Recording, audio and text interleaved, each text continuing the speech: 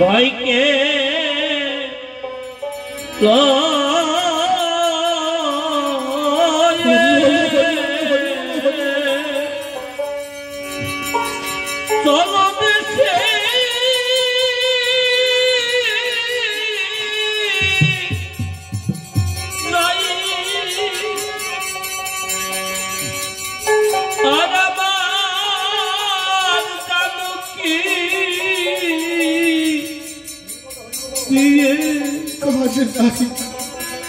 কাজ নাই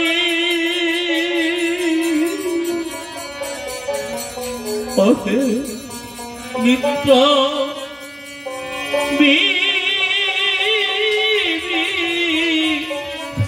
বিবিষা ও ভাইকে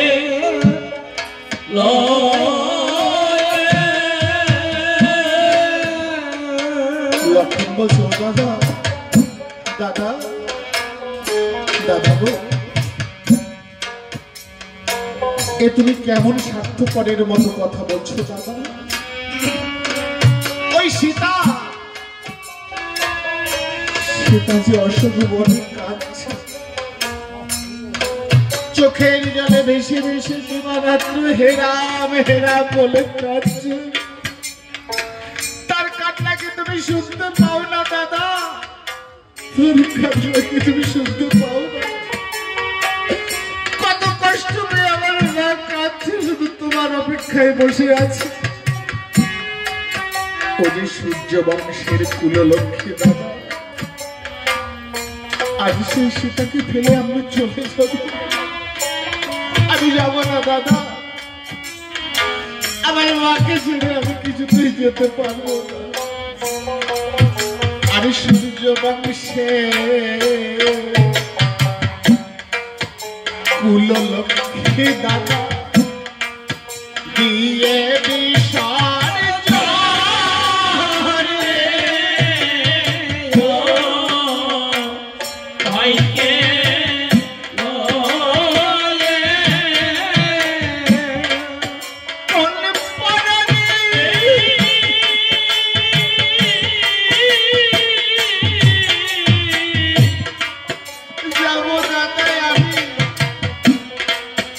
অযোধ্যা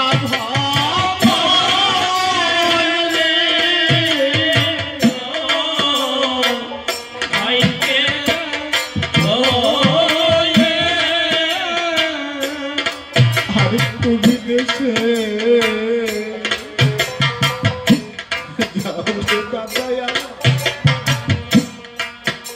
আমি যাব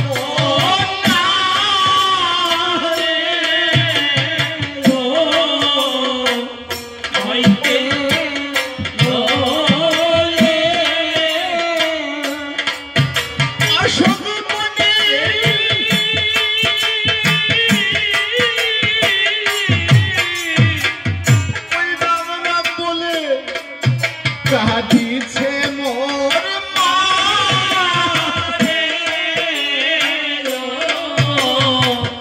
ভাইকে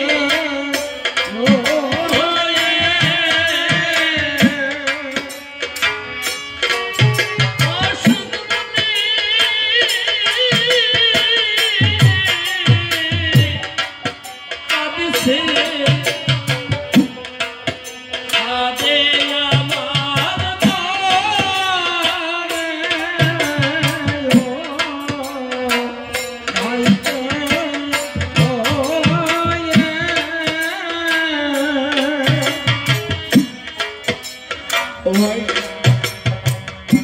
দাদা, আমার মা যে কাঁদে, তুমি দেশে যাবে মা পাবে, তুমি দেশে যাবে মা পাবে, কিন্তু আমার মাঝে ওই বনে কাঁদে, আমি আমার মাকে ছেড়ে যাব না। তুমি যাও দাদা, আমি যাব না। রামচন্দ্র বলছে, ভাই ও কথা বলিস না রে, ও কথা বলিস না। আমি যখন বনবাসী যাত্রা করি, তখন মা সুমিত্রা তোকে আমার হাতে সঁপে দিয়ে বলেছিল, রাম 14 বৎসর পূর্ণ হলে আমার লক্ষণকে ফিরিয়ে দিও।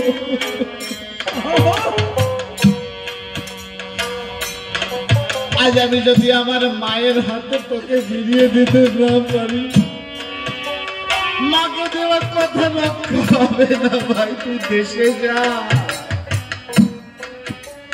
তুই দেশে যা ভাই, আমি যাবো না, আমি রাক্ষসের কবলেই থাকি।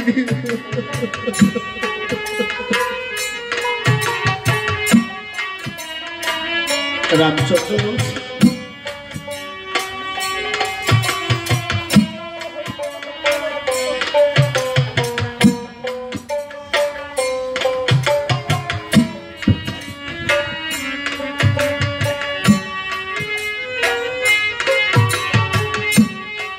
ও ভাই, যখন দেশে যাবি ওই সরোজ নদী হয়ে যাবি ভাই, সরোজ নদী হয়ে যাবে। আমরা তো ভিখারি বনবাসী, আমাদের তো কোনো সম্পদ নেই। ওই দেশে যাবার পথে সরোজ নদীতে একটা কাজ করবি। কি কাজ জানিস? আরে অযোধ্যাতে যাবার কালে ভাই রে সরোজ দিয়ে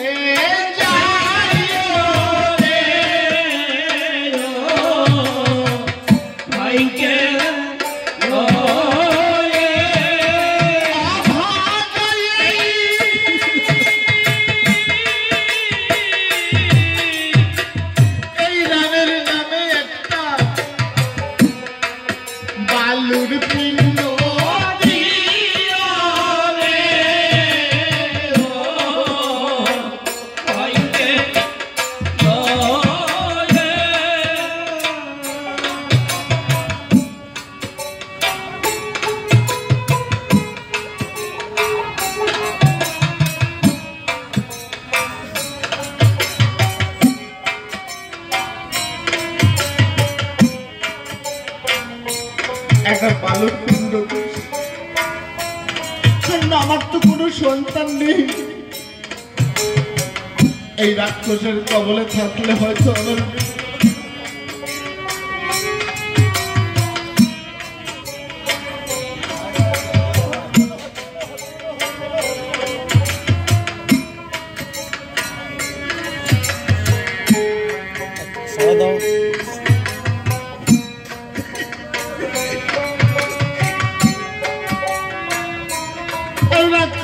কবলে থেকে আমি যদি মরে যাই, আমার তো কোনো সন্তান নেই যে আমাকে জল পিণ্ড দেবে। তুই আমার নাম করে একটা বালুর পিণ্ড দিয়ে যাস সেই সরোজ নদীতে। বালুর পিণ্ড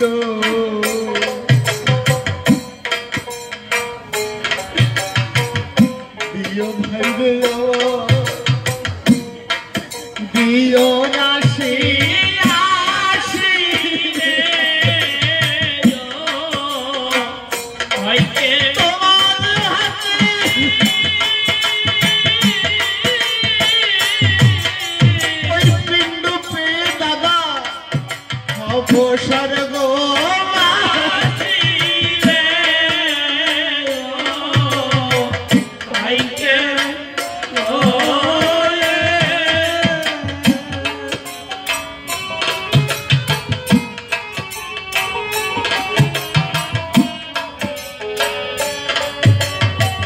ও ভাই, আর একটা কাজ করবি ভাই। দেশে গিয়ে তুই যখন দেশে পৌঁছে যাবি, আমার মা ছুটে তোর কাছে আসবে। ছুটতে ছুটতে এসে লক্ষণ তোর হাত ধরে কি বলবে জানিস? বলবো, লক্ষণ তোরা তো সবাই ফিরে এসেছিস, আমার রাম কোথায়? তোরা তো সবাই ফিরে এসেছিস, আমার রাম কোথায়? আমার রামকে ফিরিয়ে দে,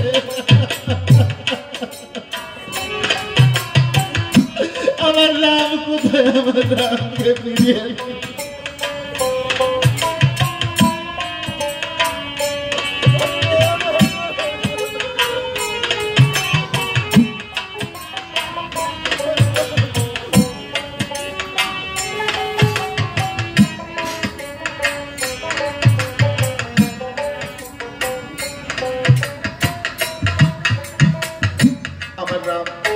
আমার মা আমাকে দেখতে না পেয়ে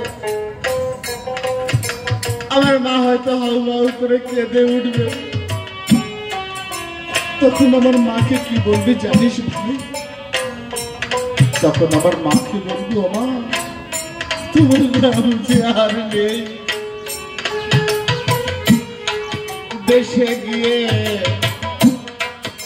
ভাইরে লক্ষণ আমার বলিস মায়ের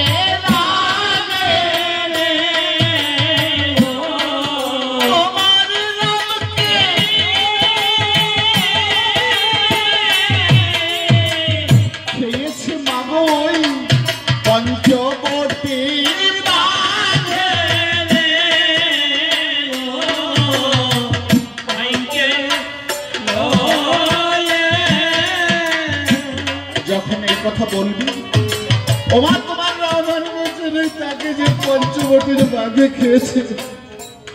আমার মা হাউ হাউ করে কাঁদবে। তখন আমার মাকে একটু সান্ত্বনা দিস ভাই, আমার মাকে একটু সান্ত্বনা দিস, বলিস ওমা আমি তো আছি, রাম রাম বলি আমাকে আমার বেড়াবে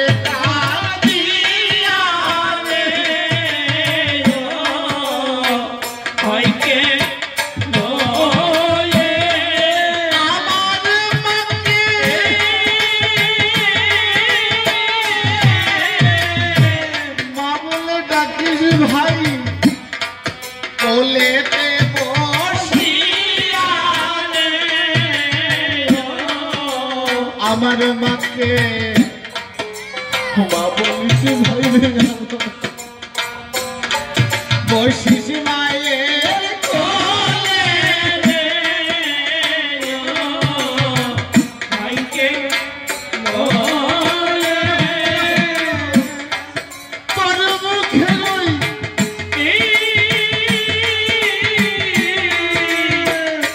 আদেক শুনে মায়ের দুঃখ যাবে ভুলে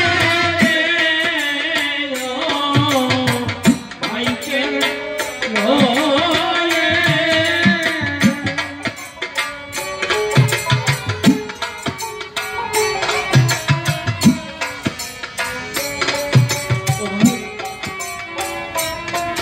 যে মায়ের সন্তান মারা যায়,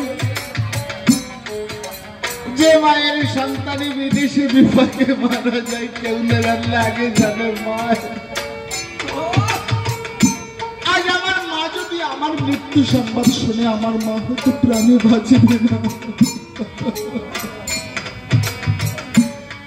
আমার মাঝে পাগলিনী হয়ে দুয়ারে দুয়ারে ঘুরে বেড়াবে। আমার মা কেঁদে কি বলবে জানে? বলবে আমার তো আর কেউ নেই লক্ষণ, তুই আমার রামকে ফিরিয়ে দে লক্ষণ, আমার রামকে আমার মুখে ফিরিয়ে দে, ওই রাম ছাড়া আমি আর বাঁচতে পারবো না রে, বাঁচতে পারবো না।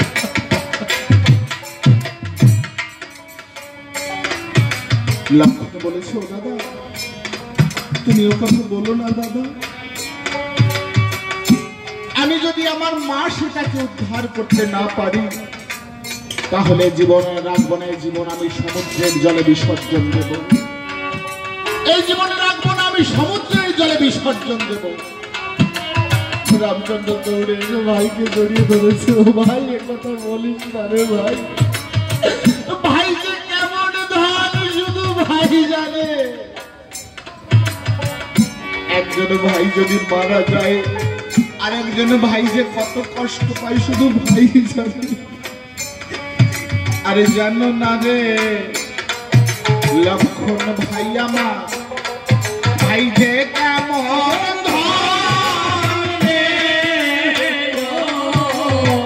ভাইকে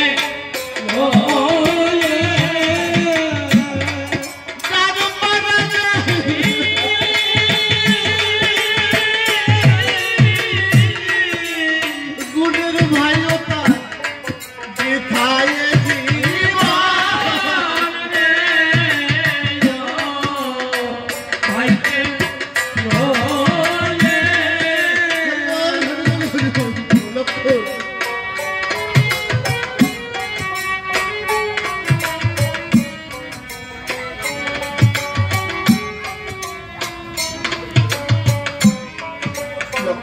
সীতা মরে যাক, আমার সীতা মরে যাক, আমার দুঃখ নেই, কিন্তু আমার ভাই যদি মারা যায় আমি কাকে ভাই বলে থাকবো? আরে সীতা মরলে সীতা পাবো আমি প্রতি রাজার ঘরে। ভাইকে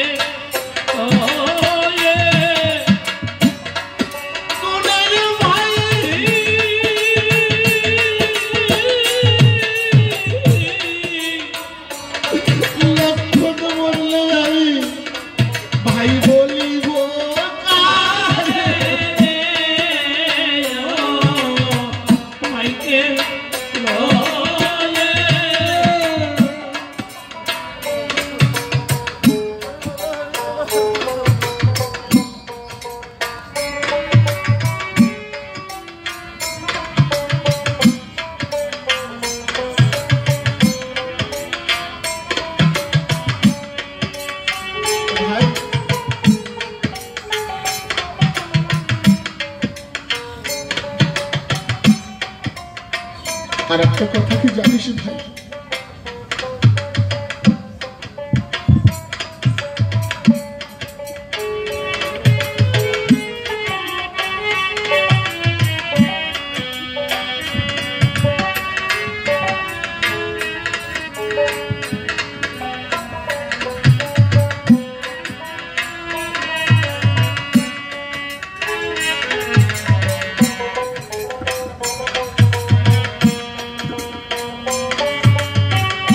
ভাই যদি চলে যায় আমার যে আরো ভাই বলার কেউ নাই। ওই কথা বলিস না লক্ষণ, তুই যে আমার প্রাণ, তুই যে আমার জীবন। ও ভাই, আরো একটা কথা কি জানিস, ভাইয়ে ভাইয়ে যতই ঝগড়া করুক তবুও একই বাপের বেটা, যদিও দুয়ারে কাটা দেয় তবুও ভাই, ভাই তো ভাই হয়, ভাই ছাড়া।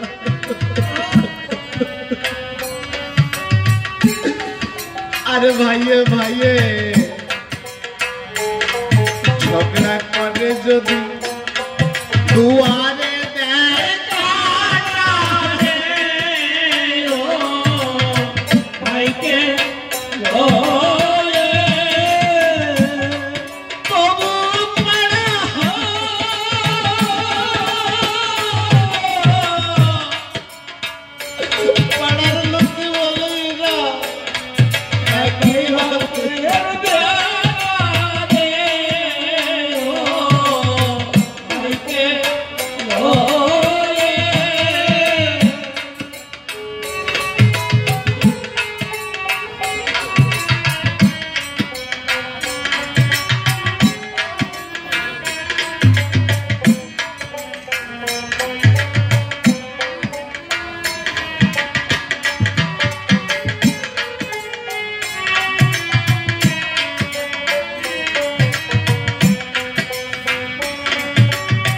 লক্ষণ বলছো দাদা, ও কথা বলো না দাদা, আমার মা জানো কি যে আর কেউ নেই, তুমি ছাড়া আর কেউ নেই। আমি ওই জানকী মাকে আমি ফেলে কোথাও যেতে পারবো না।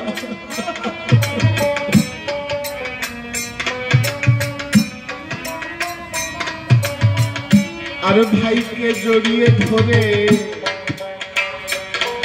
কাঁদিছে দেখো তারা, শ্রীরামলা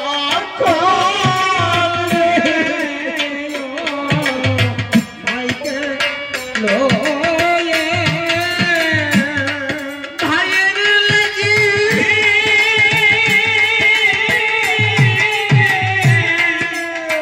কাঁদে তারা, সুগ্রীব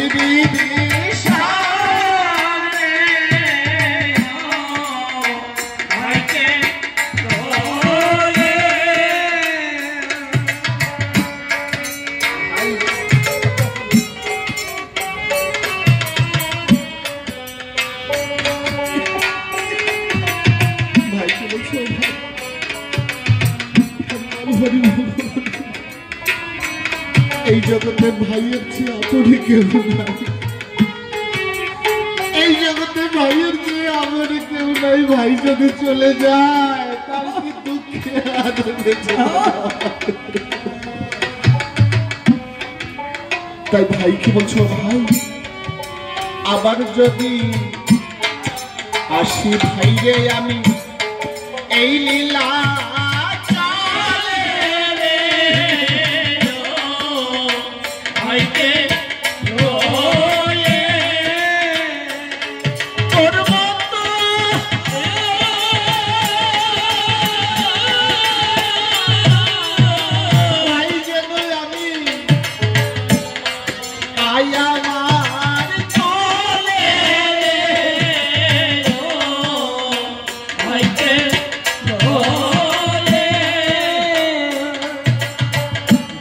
মনে মনে চিন্তা করেছে এইভাবে ভাই ভাই বলে কাঁদলে তো কোনো সমস্যার সমাধান হবে না।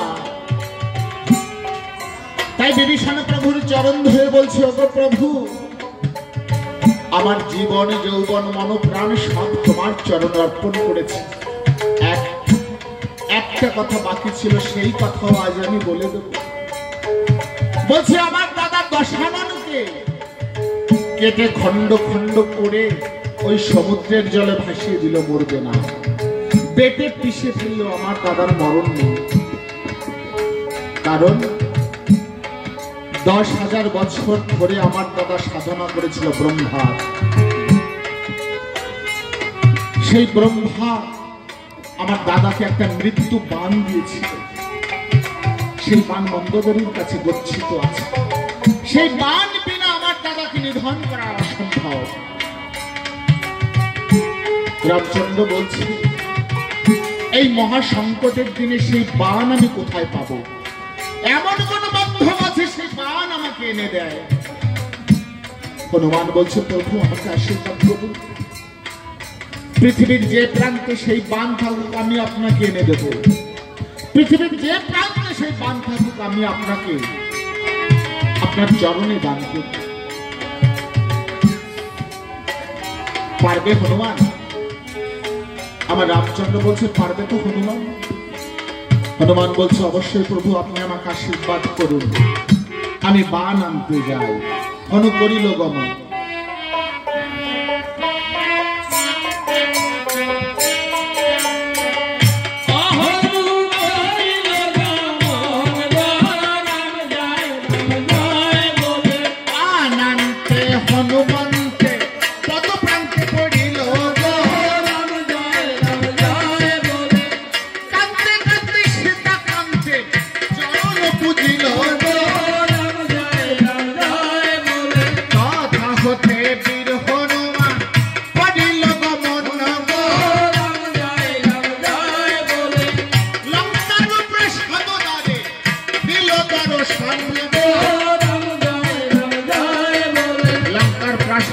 যখন পৌঁছেছে মনে মনে চিন্তা করেছে, এই রূপে আমি যদি অন্তঃপুরে প্রবেশ করি তাহলে রাবণের যে রানীগণ আছে আমাকে ছিঁড়ে ফেলবে, খেয়ে ফেলবে, বিন্দু বিসর্গ করে কেউ ভাগে পাবে না।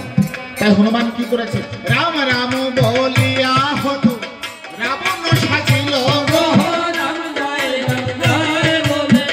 ধীরে ধীরে সেই হনুমান চলিতে লাগিল। রানীগণ এসে ঘিরে দাঁড়িয়েছে, বলছে, কি মহারাজ, আপনি তো যুদ্ধে গেছেন, হঠাৎ ফিরে এলেন কেন? হনুমান রাবণ সেজে গেছে অন্তপুরে। রানীগণ চিনতে পারেনি যে হনুমান এসেছে না আমার স্বামী এসেছে। তাই বলছে, মহারাজ আপনি ফিরে এলেন কেন? তখন হনুমান বলছে, শোনো শোনো মন্দোদরী, তোমার জানাই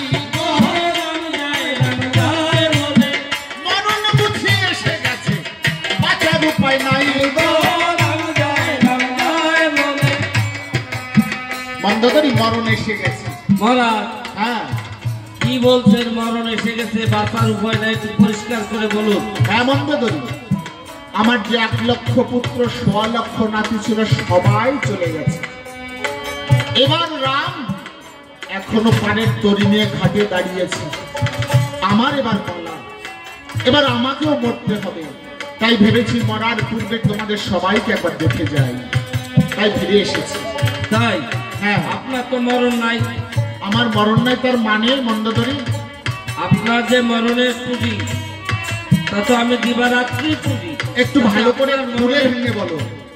কেন? আপনি যে ব্রহ্মার তপস্যা করেছিলেন 10,000 বছর, ব্রহ্মাদেব সন্তুষ্ট হয়ে যে বানটি আপনাকে দান করেছিল, সেই বান আমার কাছেই তো গচ্ছিত। হ্যাঁ মন্দোদরী, মনে পড়েছে। ব্রহ্মার সাধনা করে একটা মৃত্যুবান আমি পেয়েছিলাম, তোমার কাছে গচ্ছিত রাখা আছে। চলো মন্দোদরী, তুমি আর আমি দুজনে মিলে সেই বানের পূজা করে আসি। না, পারবো না। কেন মন্দোদরী পারবে না? পারবো না কেন? এই বান যখন আমার কাছে রেখেছিলেন তখন আপনি বলেছিলেন, মন্দাদরী, যদি কোনোদিন আমি ভুলক্রমে চেয়েও থাকি, দেখানো তো দূরের কথা, সেই বান আমাকে দেবে না। অথবা আমি সেই বান দেখাতেও পারবো না, দিতেও পারবো। সেদিন আমি বলেছিলাম, আজও তো আমি বলছি, সেই বানের ঘরে আমাকে নিয়ে চলো, আমি বানের পূজা করব। না না, আপনার পূজা করতে হবে। মন্দোদরী, তুমি যদি আমার কথা না শোনো তাহলে তোমাকে আমি এই প্রাসাদ থেকে বহিষ্কার করব, এবং যে আমাকে বানের খবর বলে দেবে তাকে আমি আমার পাটরানি বানাবো। তাই অতিকায়ের মা ধন্যমালিনী কি বলছে? মহারাজ, হ্যাঁ বলো ধন্যমালিনী। আমাকে পাটেশ্বরী করবেন তো? হ্যাঁ ধন্যমালিনী, তুমি যদি সেই বানের ঘরে আমাকে নিয়ে যাও তাহলে আমি তোমাকে পাটেশ্বরী করব। আচ্ছা ঠিক আছে, চলুন বানের মন্দির দেখি। মন্দোদরী বলছে, ধন্যমালিনী তুই বলিস না, তাহলে কিন্তু সর্বনাশ হয়ে যাবে। ধন্যমালিনী বলছে, তুমি পাটরানি হয়ে সবসময় রাজার কাছে কাছে থাকো, আমার কিন্তু ইচ্ছা করে না। ধন্যমালিনী আজ পাটরানি হবে, তাই বানের খবর বলে দেবে। মন্দোদরী বলছে, এই মুখ পুরি সতিনী, একবার জিজ্ঞেস করে দেখ পাটরানি হতে কি লাগে। মহারাজ, হ্যাঁ, পাটেশ্বরী হতে গেলে কি কি জিনিসের প্রয়োজন? একটা মালসা, তাতে আতপ চাল, একটা কাঁচকলা, একটা সাদা পান। এ তো সবই শ্রাদ্ধের সাজ। শ্রাদ্ধের সাজ, বিধবার সাজ, যাই হোক না কেন, ওই করে তোমাকে পাটরানি হতে হবে। আচ্ছা চলুন দেখি। তার মানে বুঝতে পারছেন কি হবে এবার? এবার ধন্যমালিনী সহযোগে হনুমান ভোগ মন্দিরের সামনে এসে দাঁড়িয়েছে। ভোগ মন্দিরের ভিতরে প্রবেশ করেছে, দেখছে একটা স্ফটিক স্তম্ভ, পাথরের ফটিক স্তম্ভ। হনুমান বজ্রমিষ্টি করে সেই স্তম্ভটা ভেঙে দিয়েছে। দেখছে ছোট্ট একটা বান, হিঙ্গুল বরণ একটা বান, ব্রহ্মার সৃজিত বান। হনুমান মনে মনে চিন্তা করেছে, এই বান নেওয়ার জন্য প্রভু আমাকে রাবণ রূপে পাঠিয়েছে, এ তো যে কেউ সে নিয়ে যেতে পারত। হনুমানের মনে অহংকার এসে গেছে, অহংকার আসলেই তার পতন অনিবার্য। এই জগতে যে অহংকার করে তার নিস্তার নেই, এই জগতে যে অহংকার করে তার নিস্তার নেই, তাকেও সেই অবস্থায় পৌঁছাতে হবে। তাই হনুমান কি করেছে, বাম হস্তে সে বান উত্তোলন করতে গেছে, পারেনি, দুই হাতে টান মেরেছে, সে বান ওঠেনি। তখন হনুমান বুঝতে পেরেছে, তাই তো আমার মধ্যে অহংকার এসেছে, তাই আমি বান তুলতে পারছি না। রাম রাম বলিয়া হনু কাঁদিতে লাগিল, রাবণের মৃত্যুবাণ হস্তিতে জাগিল। হনুমান মনে মনে চিন্তা করেছে, আমি যে বানর মৃত্যুবাণ হরণ করে নিয়ে যাচ্ছি, ওদের একবার দেখিয়ে যাই। তাই হনুমান বান মস্তকে নিয়ে এক লম্ফে গিয়ে প্রাচীরের উপরে পড়েছে। যখন প্রাচীরের উপরে পড়েছে, ধন্যমালিনী দূরে দাঁড়িয়ে ছিল, দেখতে পেয়েছে, সর্বনাশ করেছে, আমার স্বামীর মৃত্যুবান বানর হরণ করে নিয়ে যাচ্ছে। তাই মন্দোদরীকে ডাকছে, ও দিদি শীঘ্র করে আসো, সর্বনাশ হয়ে গেছে। মন্দোদরী ছুটতে ছুটতে এসেছে, কি হয়েছে রে? বলে, ও দিদি একটা ভুল হয়ে গেছে। কি? বলে, ওই যে মারুতি পবনপুত্র হনুমান প্রভুর মৃত্যুবান হরণ করে নিয়ে পালাচ্ছে। মন্দোদরী বলছে, ওরে সতিনী মুখপুরি, তোকে বারণ করেছিলাম না, বলিস না?